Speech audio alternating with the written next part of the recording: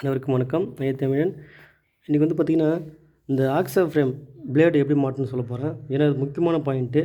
இந்த பிளேடு வந்து 10 ரூபாயிலங்குது, 70 ரூபாயிலங்குது. நிறைய பேர் என்ன பண்ணுவாங்க, 70 ரூபாய்க்கு வாங்கிடுவாங்க, நல்லா இரும்பு கட் பண்ணணும்னு சொல்லிட்டு. வாங்கிட்டு இந்த பிளேட் டைரெக்ஷனை திருப்பி மாட்டுவாங்க. மாட்டும் போது என்ன ஆகும்னா, கட் பண்ணாது, அதாவது சிக்கும். அப்போ என்ன பண்ணுவாங்க, பிளேடும் வந்து உடஞ்சிரும். கடைக்காட்ட போய் சண்டை போடுவாங்க, இவ்வளோ காஸ்ட்லியாக கொடுத்தவன ஏன் பிளேடு உடஞ்சி போச்சுன்னு சொல்லிட்டு. ஆக்சுவலி காரணம் அது கிடையாது.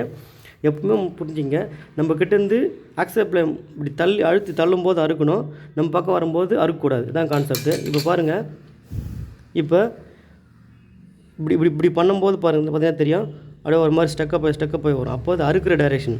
இப்படி பண்ணும்போது அறுக்குன்னு அர்த்தம். இதே வந்து இப்படி பண்ணும்போது பாருங்கள், ஃப்ரீயாக போகும். அப்படின்னா என்ன அர்த்தம்னா, இது வழுக்கிற டைரெக்ஷன். ஒரு பக்கம் அறுக்கணும், ஒரு பக்கம் ஸ்லிப்பாகி வழிக்கணும் வரும் நம்மக்கிட்ட. இதான் வந்து கான்செப்ட்டு. இந்த கான்செப்ட் புரியாமல் என்ன பண்ணுவாங்க, பிளேடை மாட்டிட்டு என்ன ஆகும், அறுக்காது, பிளேடும் தேஞ்சிடும், சிக்கி பிளேடையும் உடச்சிடுவாங்க. ஸோ பிரச்சனை வரும். அதனால் இது எக்ஸாம்பிள் வந்து இந்த ஏரோ மார்க் ஃபாலோ பண்ணுங்கள். எல்லாத்துலேயுமே இந்த மாதிரி இருக்குமான்னு தெரியாது, எல்லா கம்பெனிலையும். இந்த ஏரோ மார்க்கு நம்ம கைப்பிடிக்கிறீங்களா, கைப்பிடிலேருந்து அழுத்தி தள்ளுற டைரெக்ஷனில் நம்மளை விட்டு விலகி அழுத்தி தள்ளுற டைரெக்ஷனில் இருந்துச்சுன்னா நம்ம பிளேடு கரெக்டாக மாட்டணும்னு அர்த்தம். இதே வந்து ரிவர்ஸில் இப்படி திரும்பி மாட்டிச்சுன்னா நம்ம வந்து பிளேடு கரெக்டாக மாட்டலை, இந்த பிளேடு சிக்கும், உடையும், கட்டிங்கும் ஒழுங்காக ஆகாது அப்படின்னு அர்த்தம். ஓகேங்களா?